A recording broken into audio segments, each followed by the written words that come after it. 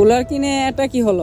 আপনারা জানেন আমি কিছুদিন আগে একটা গেমিং কুলার কিনছিলাম, কিন্তু গেমিং এর জন্য না, আমি কিনছিলাম হচ্ছে আমার ভিডিও এডিটিং শেষে মোবাইল যখন ভিডিও ডাউনলোড করতে যাই তখন আমার মোবাইল প্রচন্ড হিট হয়। সেই হিট কমানোর জন্য আমি কুলার কিনছিলাম। আরে ভাই এক কুলার কিন্তু আমি একদম বিপদে পড়ছি। কুলার তো ভাই এমনি দেখতে সুন্দর, ভাই 8 GB লাইট আছে, কিন্তু ভাই এই জায়গায় দেখতে পারতেছেন এই জায়গায় দিয়ে ভাই প্রচন্ড হিট হয়। যখন আমি কুলার অন করি 2 থেকে 3 সেকেন্ড পর ভাই কুলারের সামনে জায়গাটা ঠান্ডা হয়, কিন্তু ভাই ওই জায়গাটা একদম প্রচন্ড হিট হয়। আমি আপনাদের উদ্দেশ্যে আরেকটা কথাই বলতে চাইবো, ভাই আপনারা এরকম ব্র্যান্ড মানে এক কুলার না ভাই, আরো অন্য অন্য ব্র্যান্ডের কুলার আছে। আমি মনে করি এই কুলার কিনা ভাই ফালতু, মানে কুলার কিনে ভাই আমি দেখতেছি কোনো আমার লাভ হয়েছে না, একদম পুরোপুরি টাকাটাই লসে গেছে।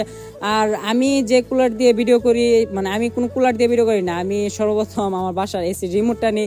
এসি রিমোট নিয়ে আমি এসিটাকে অন করে ডাইরেক্ট এসি মানে পাওয়ার মানে টেম্পারেচারটা একদম 16-র মধ্যে দিয়ে দিই।